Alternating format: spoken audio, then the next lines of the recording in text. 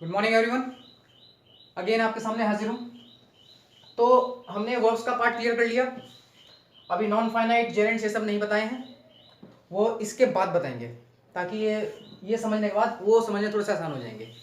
तो हम शुरू कर रहे हैं आज टेंस। अगर मैंने उनको पहले बताया तो यही कंफ्यूज हो जाएंगे, कहाँ वर्ब फर्स्ट लग रहा है, कहाँ वर्ब आईएनजी लग रहा है, ये लग रहा है। तो पहले हम ये जान लेते हैं कहाँ वर्ब फर्स्ट लगेगा, कहाँ वर्ब थर्ड लगेगा, किन किन कंडीशंस में लगेगा, वो सारी कंडीशन जान लेते हैं। उसके बाद फिर इन्फिनेटिव, जीरेंट, पार्टिसिपल ये सब पढ़ेंगे ताकि वो प्रॉपर वे में और समझ में आ पाए, क्योंकि उन सब चीज़ों में कन्फ्यूजन बहुत होता है। नॉन फाइनाइट वर्ब एक ऐसा पार्ट है बहुत ज़्यादा कन्फ्यूजन क्रिएट करेगा। तो उस कन्फ्यूजन को पहले खत्म करने के लिए हम शुरू करेंगे टेंस। अभी जो वर्ड है टेंस, पहले तो उसके बारे में देखते हैं टेंस होता क्या है। टेंस मतलब कहा जाए तो टेंस एक तरह से एक फॉर्म ऑफ वर्ब ही होता है। फॉर्म ऑफ वर्ब ही होता है टेंस भी, एक तरह से बोल सकते हैं tense is a form of verb. जो क्या डिनोट करता है, डिनोट्स दो चीजें। पहली द टाइम ऑफ एक्शन, और दूसरी the state of action. Tense से दो चीजें शो करता है, एक तरह से इसका क्या है, एक वर्ब का फॉर्म ही है। पहली चीज शो करता है टाइम ऑफ एक्शन, एक्शन कब प्रस्तुत किया जा रहा है। दूसरी स्टेट ऑफ एक्शन। अब स्टेट ऑफ एक्शन केवल तीन तरह के ही होते हैं।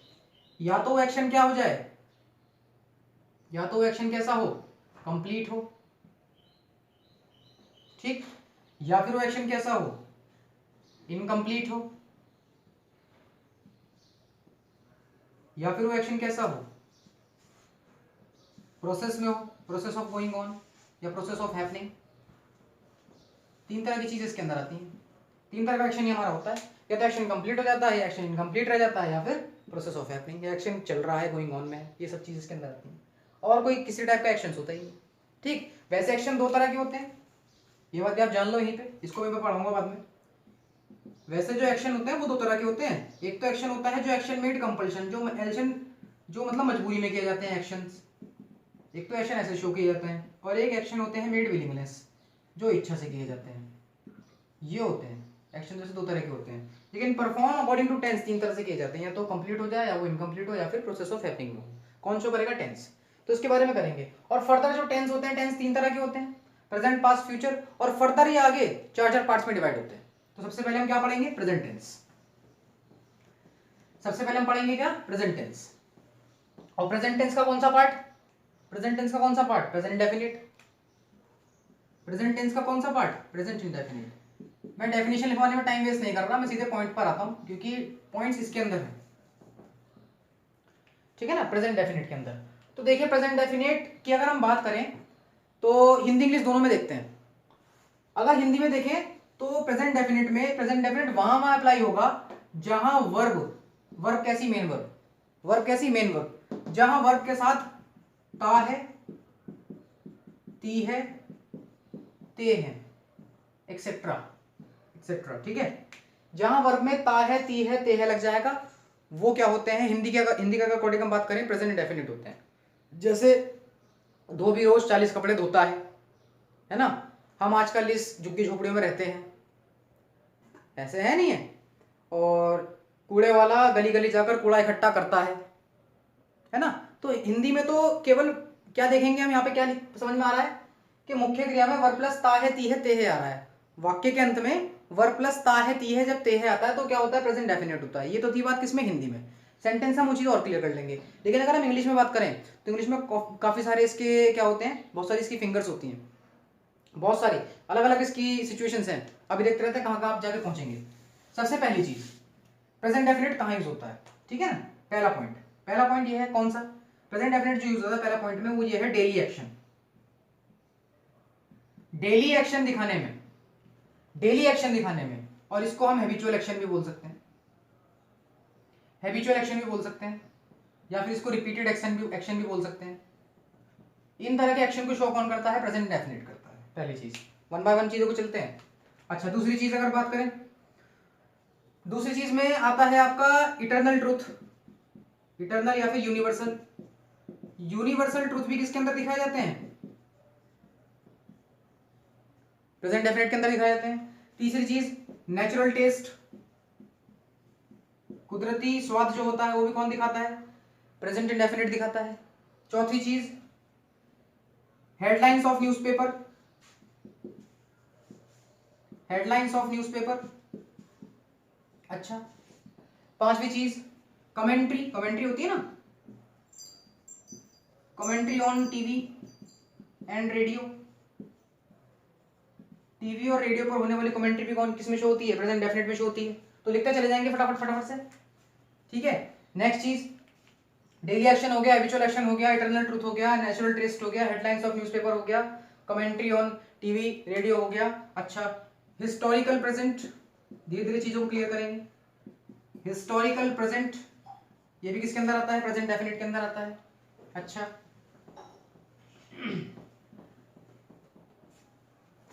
Future planned event,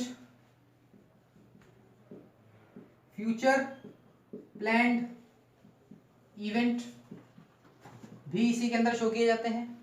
sentence starts from, sentence starts from here and there, here there से शुरू होने वाले सेंटेंस भी किसके अंदर आते हैं, इसी के अंदर आते हैं। फ्यूचर प्लान इवेंट भी इसके अंदर हो गया, हेयर देयर भी हो गया, डेली एक्शन 1 2 3 4 5 6 7 8, 8 तरह की चीजें मैंने इसमें बताई हैं, अभी और भी हैं, अभी धीरे धीरे चीजों को बात करेंगे।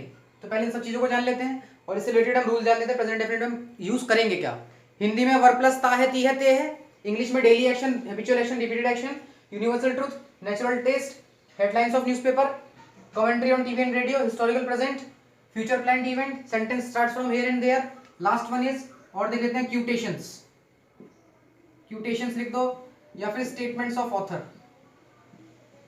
Statements of author, Shakespeare, John Keats, ये सब होते हैं ना, इनके स्टेटमेंट्स किसमें शो किए जाते हैं, इसी के अंदर शो किए जाते हैं। तो अब देखते हैं क्या क्या हो सकता है। वैसे पोजेशन में भी शो होता है, मतलब बहुत सारी चीजें हैं, पोजेशन का this pen belongs to me, possession में भी शो कर सकते हैं, अधिकार दिखाने में, अधिकार दिखाने में भी देखो इसका यूज होता है, पोजेशन दिखाने में भी। तो ऐसे कुल मिला के मैंने 8-10 पॉइंट बता दिए जो प्रेजेंट डेफिनेट एंड इंडेफिनिट में ही आते हैं, और अभी और भी हैं, पहले हम इनको तो स्टडी कर लें, इनको देख लें।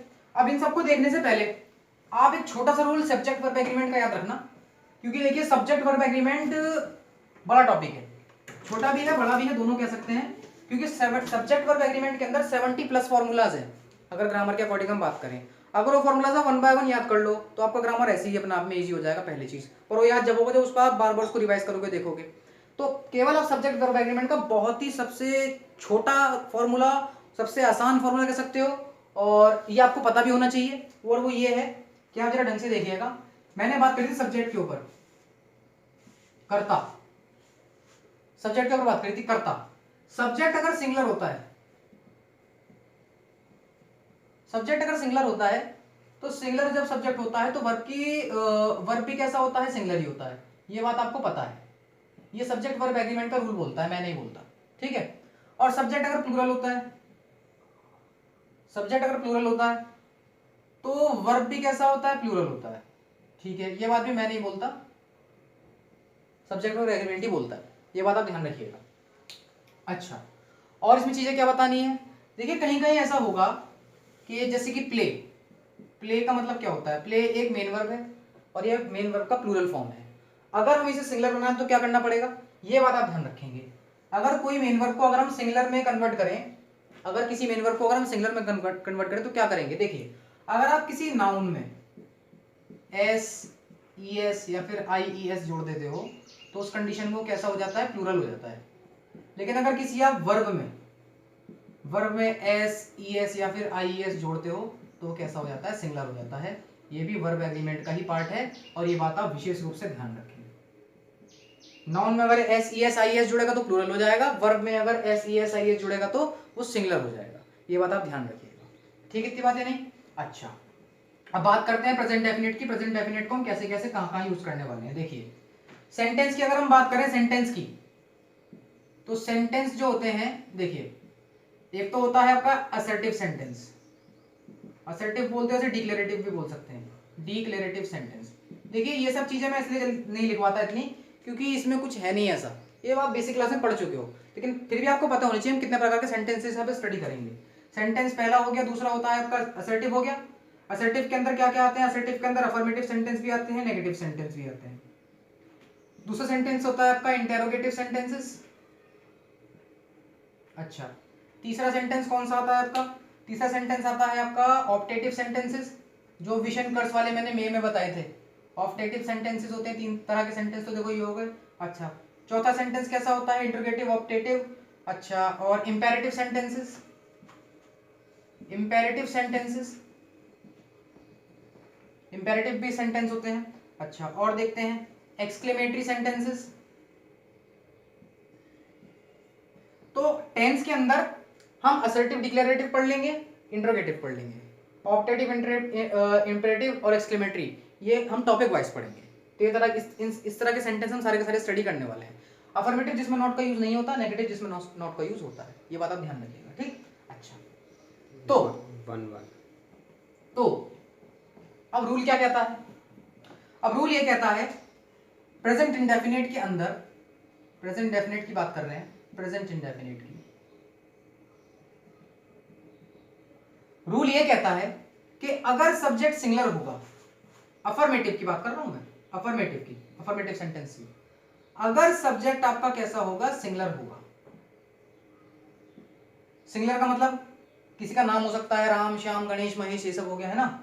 आई, ये भी सिंगुलर होता है, लेकिन एज अ प्लूरल भी काउंट किया जाता है। अगर सब्जेक्ट आपका सिंगुलर होगा तो वर्ब की फर्स्ट फॉर्म में एस या ईएस, मैंने आपको भी बताया था कि वर्ब में अगर आप एस ईएस जोड़ते तो सिंगुलर हो जाती है, एस ईएस जोड़ देंगे। लेकिन अगर सब्जेक्ट आपका प्लूरल होगा, आई होगा या फिर यू होगा, प्लूरल का मतलब दे, राम एंड श्याम, है ना, प्लूरल का मतलब बहुवचन, तो वर्ब फर्स्ट आएगा बस केवल, और वर्ब फर्स्ट में एस ईएस नहीं लगेगा, यहाँ केवल वर्ब फर्स्ट आएगा। मैंने बताया ना। अब ये वर्ब फर्स्ट क्या है? मेन वर्ब है। ये वर्ब फर्स्ट क्या है? ये मेन वर्ब है। अगर मैं अफर्मेटिव की बात करूं तो रूल क्या बनता है अफर्मेटिव का? अफर्मेटिव का रूल बनता है, एक्टिव वॉइस पढ़ेंगे हम पहले, सब्जेक्ट प्लस वर्ब की फर्स्ट फॉर्म, साथ में S ES according to the situation, okay, और plus object. Subject plus verb first plus S ES plus object, ये हमारा किसका फॉर्मूला बनता है? अफर्मेटिव का। किसका फॉर्मूला है? अफर्मेटिव का। अच्छा, नेगेटिव का देखते हैं। नेगेटिव का, नेगेटिव क्या कहता है कि अगर सब्जेक्ट आपका सिंगुलर होगा तो उस कंडीशन में हम अप्लाई करेंगे डज नॉट। क्या अप्लाई करते हैं? Does not. इसका कंट्रैक्टिव फॉर्म क्या होता है? डजंट। डजंट भी लगा सकते हैं, है ना। और अगर सब्जेक्ट आपका कैसा होगा? प्लूरल होगा, तो हम डज नॉट की जगह यूज कर सकते हैं डू नॉट। कंट्रैक्टिव फॉर्म क्या होगी? डोंट। क्लियर होगी बात? ही नहीं होगी। और इंडेफिनिट में आपको मैंने शुरुआत में बताया था, जब प्राइमरी वर्ब पढ़ाए थे, सबके साथ वर्ब का फर्स्ट फॉर्म ही आता है। कौन सा फॉर्म आता है? वर्ब का फर्स्ट फॉर्म आता है। ये हो गया अफर्मेटिव का, ये हो गया किसका रूल? नेगेटिव का, ठीक। अच्छा, अब अगर इंट्रोगेटिव की बात करें, इंट्रोगेटिव, तो इंट्रोगेटिव में मुझे बताने की जरूरत नहीं है, फिर भी मैं आपको बता रहा हूं। होता क्या है, इंट्रोगेटिव 2-3 तरह के होते हैं। पहली चीज, अगर हिंदी में बात करें, यदि सेंटेंस क्या शब्द से शुरू हो, है ना, या फिर बोल सकते हैं if the sentence arise from helping verb. If the sentence arise from helping verb लिख लेना अपने आप ही। तो उस कंडीशन में क्या होगा? डू डज पहले आ जाएगा, do does plus subject plus not plus verb first and so on. और अगर क्वेश्चन वर्ड से आएगा तो क्वेश्चन वर्ड पहले प्लस डू और does plus subject plus not plus verb first and so on.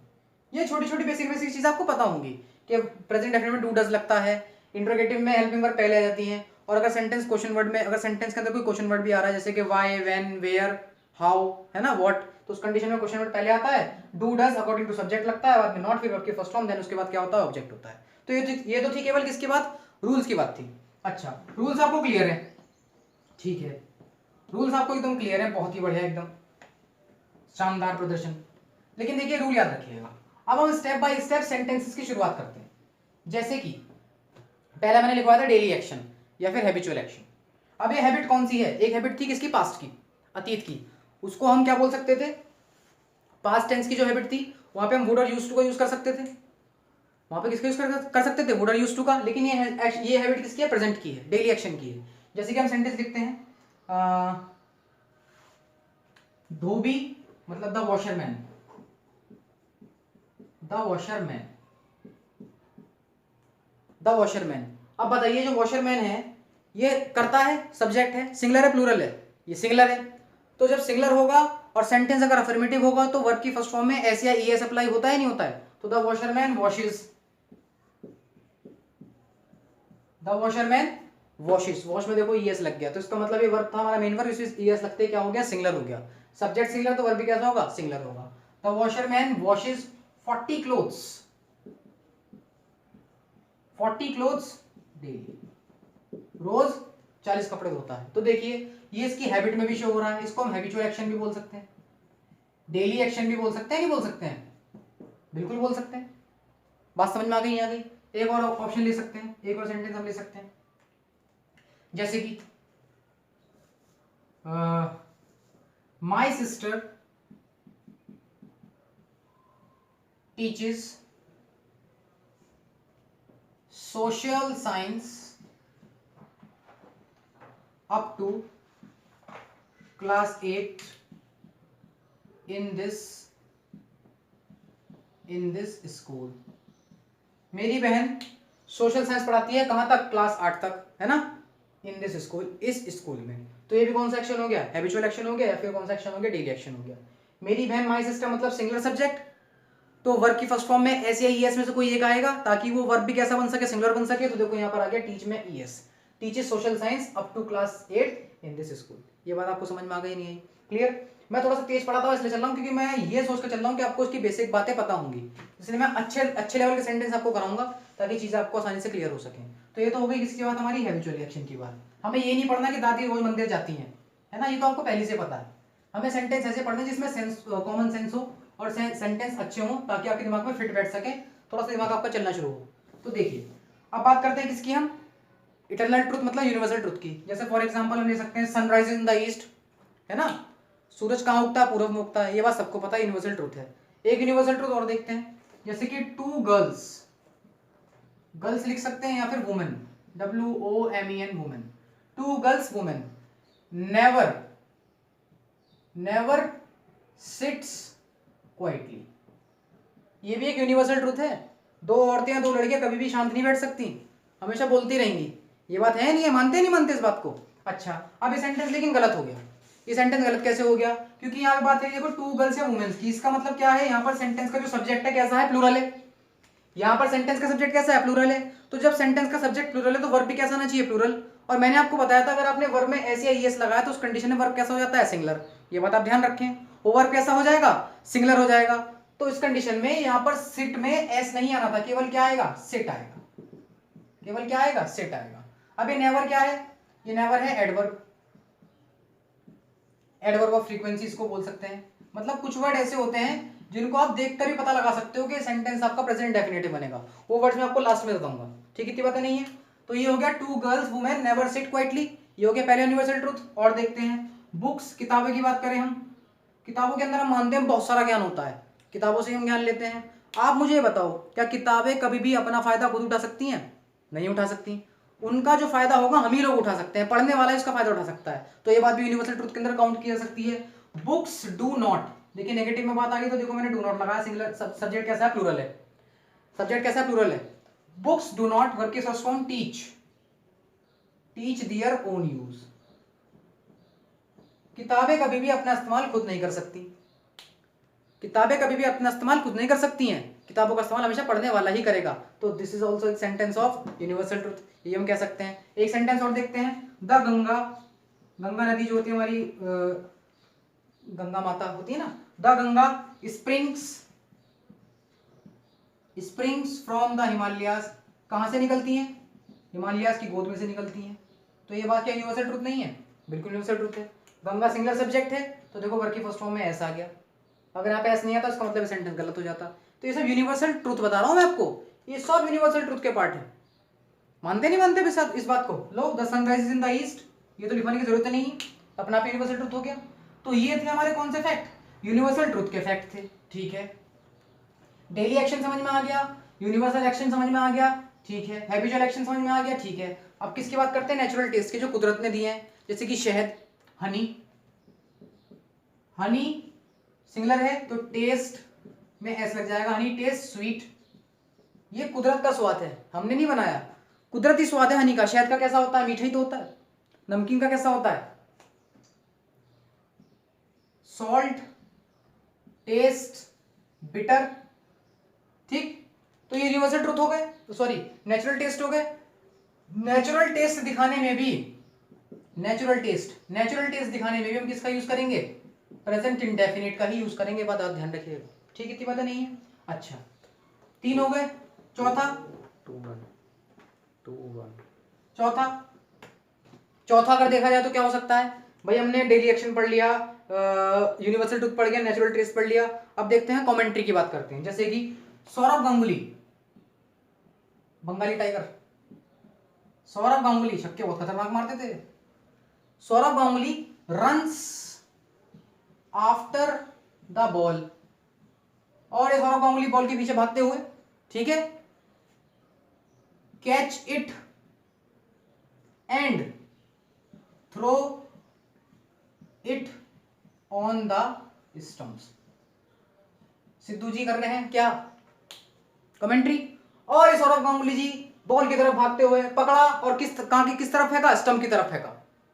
Commentary अभी बताया था मैंने, commentary on TV and radio, उस कंडीशन में भी क्या यूज करते हैं? प्रेजेंट डेफिनेट यूज करते हैं। अब देखिए सौरभ गांगुली यहाँ पे सिंगुलर सब्जेक्ट है, तो देखो रन में ऐसा आ गया, आफ्टर द बॉल, बॉल के पीछे भागते हैं, ठीक।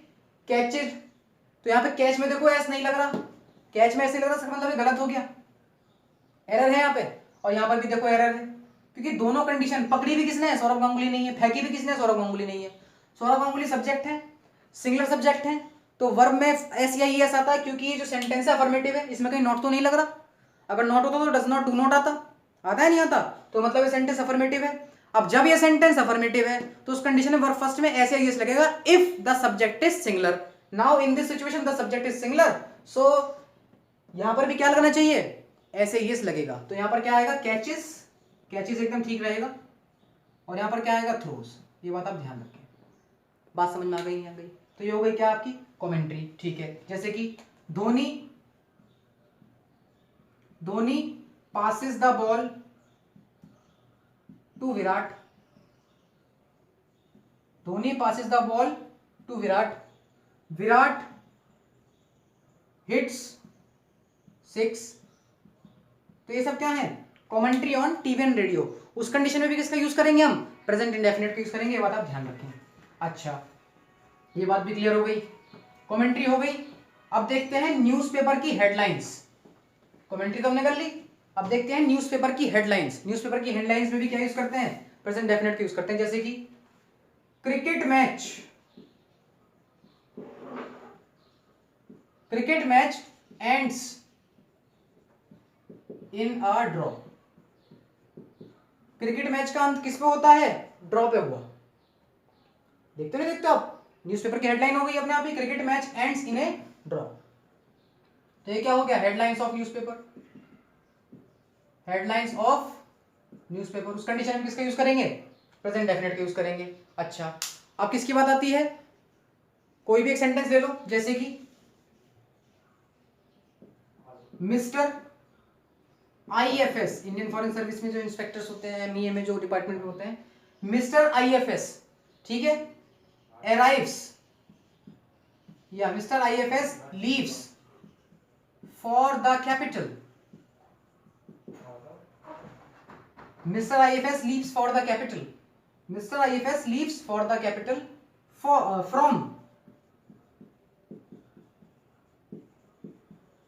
New York tomorrow,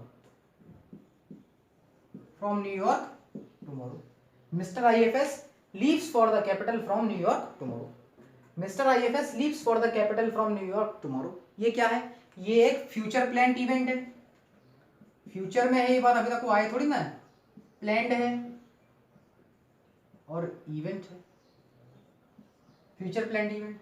mister IFS leaves for the capital, राजधानी के लिए निकलेंगे कहां से? न्यूयॉर्क से। कब? टुमारो। ये बात समझ में आ गई नहीं आ गई? या फिर हम ये बोल सकते हैं मिस्टर प्रेसिडेंट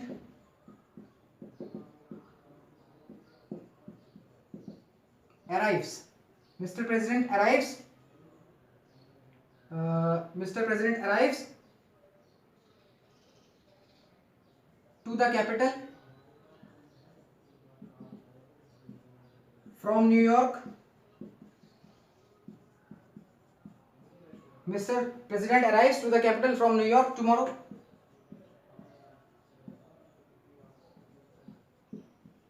बात समझ में आ रही नहीं आ रही है? ऐसे सेंटेंस हमारे हो सकते हैं। तो जो भी फ्यूचर प्लान्ड इवेंट होगा उस कंडीशन में भी क्या यूज करेंगे, जैसे कि the school opens in the month of, the school open in the month of June या फिर जुलाई। कि स्कूल कब खुलेगा, किस महीने में खुलेगा, जुलाई के महीने में खुलेगा। ओपन्स देखो ये था वर्ब की first form.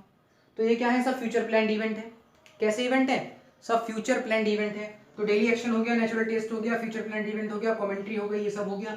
Sentence starts from here and there, here she comes, there she lives, वो वहां रहती है ना, हियर शी कम्स, लो आ गई है। तो हियर जैसे शुरू होने वाले सेंटेंस भी किसमें यूज होते हैं, प्रेजेंट इंडेफिनिट में यूज होते हैं। इटर्नल ट्रूथ हमने पढ़ लिया, ठीक, इतनी बातें नहीं है। अब नेवर नथिंग की बात करें, अब देखिए कुछ फ्रीक्वेंसी ऑफ वर्ड्स मैं आपको बताता हूँ, या फिर हिस्टोरिकल प्रेजेंट, हिस्टोरिकल प्रेजेंट आपका रह गया लास्ट। जैसे कि now, Netaji enters and addresses, now Netaji enters and addresses the Indian soldiers, now Netaji enters and addresses the Indian soldiers। अब ये क्या है, ये हिस्टोरिकल प्रेजेंट है, मतलब अतीत की प्रस्तुति थी। अतीत में अगर कोई प्रस्तुति हम शो कर रहे हैं, जैसे कि now Arjun shoots the arrow at Bhishma, तो ये भी क्या है, एक हिस्टोरिकल प्रेजेंट है नहीं है? मानते नहीं मानते इस बात को? अतीत में प्रस्तुति, अतीत की प्रस्तुति को क्या बोलते हैं, हिस्टोरिकल प्रेजेंट। तो उस कंडीशन में क्या यूज करते हैं हम, प्रेजेंट इंडेफिनिट यूज करा जाता है। तो हमने देखो डेली एक्शन पढ़ लिया, हमने इटर्नल ट्रूथ पढ़ लिया, हमने न्यूज़पेपर की हेडलाइंस देख ली, हमने हेयर से देयर वाले सेंटेंस देख लिए, हमने हिस्टोरिकल प्रेजेंट देख लिया, हमने फ्यूचर प्लान्ड इवेंट देख लिया, है ना। तो इसलिए मैंने बहुत तरह की चीज़ आपको इसमें बता दी इसके अंदर, ठीक है। अच्छा, अब देखते हैं जरा एक नेक्स्ट टॉपिक इसमें और, जिसको हम बोलते हैं adverbs of frequency. Adverbs of frequency, adverbs of frequency, what is adverbs of frequency. कुछ वर्ड्स ऐसे होते हैं जो आपको क्लियरली बताएंगे कि इस सेंटेंस में अगर ये वर्ड आ रहा है तो ये प्रेजेंट डेफिनेट में लाई करेगा। फॉर एग्जांपल जैसे कि ऑलवेज एक वर्ड होता है, Salem, SELDOM, Salem, rarely, often, generally, ये जैसे मुझे याद है ना, ये वैसे आपको याद होनी चाहिए। ओकेजनली, जनरली, ओकेजनली, समटाइम्स, अभी नेवर भी आया था ऊपर, नेवर, है ना, नथिंग, ये सब चीजें भी आपको पता होनी चाहिए, एटसेट्रा। जैसे फॉर एग्जांपल अगर सेंटेंस एग्जांपल लें तो हम, जैसे कि शौर्या ऑलवेज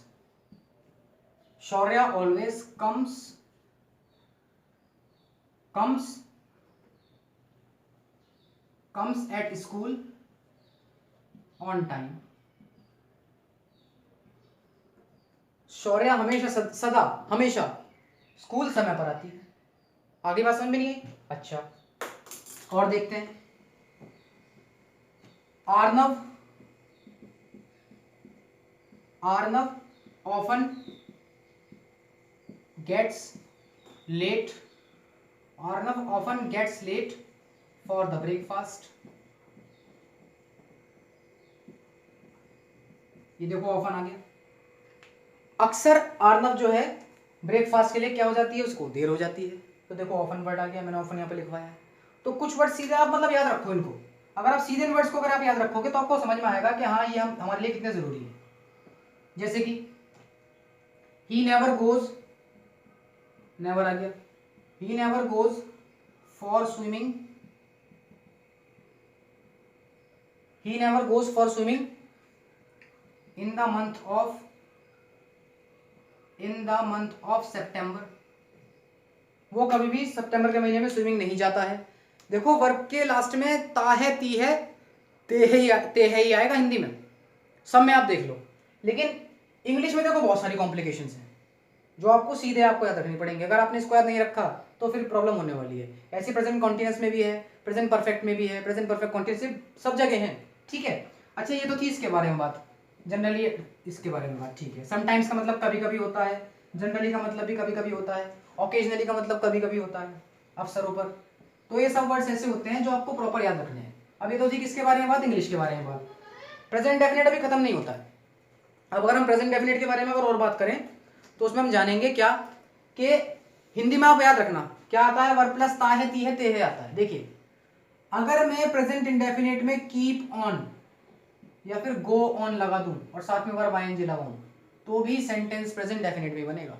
फॉर एग्जांपल ये भी इसका ही पार्ट है, एडवांस मेथड में आता है। जैसे कि ही कीप्स ऑन, इसमें एस लगाओ, he keeps on playing the whole day, he keeps on playing whole day. इसका मतलब क्या है हिंदी में, वह पूरे दिन खेलता रहता है। देखो ता है, ती है, ते है आएगा। आगे बात समझ में नहीं है। जैसे कि what do you keep on doing at home, तुम घर पर, हिंदी में क्या बोलेंगे इसे, तुम घर पर क्या करते रहते हो, तुम घर पर क्या करते रहते हो। तो देखो कीप ऑन, गो ऑन भी लगाओगे और वर्ब आईएनजी भी लगाओगे तो भी देखो प्रेजेंट इंडेफिनिट में यूज होता है। आगे बात समझ में नहीं आई, ठीक है। अच्छा बिगिन टू, स्टार्ट टू भी ले लो, जैसे बिगिन टू, जैसे कि he begin to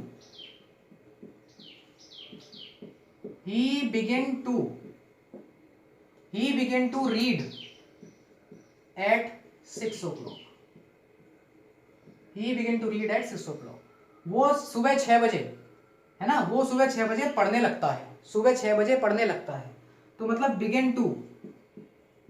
begin to हो जाए या स्टार्टेड हो जाए, स्टार्टेड लगाओगे जैसे ही स्टार्टेड या he starts reading at 6 o'clock, he start reading at 6 o'clock। चाहे बिगिन टू लगा लो चाहे स्टार्ट लगा लो, ठीक। He begin to read at 6 o'clock, he starts reading at 6 form, और स्टार्टेड के साथ आती है वर्ब की आईएनजी फॉर्म।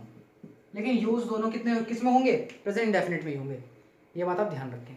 आगे बात समझ में नहीं आई, क्लियर। तो उम्मीद है आपको ये सब चीजें समझ में आई होंगी, ठीक है। प्रेजेंट इंडेफिनिट को स्टडी करें और फिर आगे हम पढ़ेंगे प्रेजेंट कंटिन्यूअस।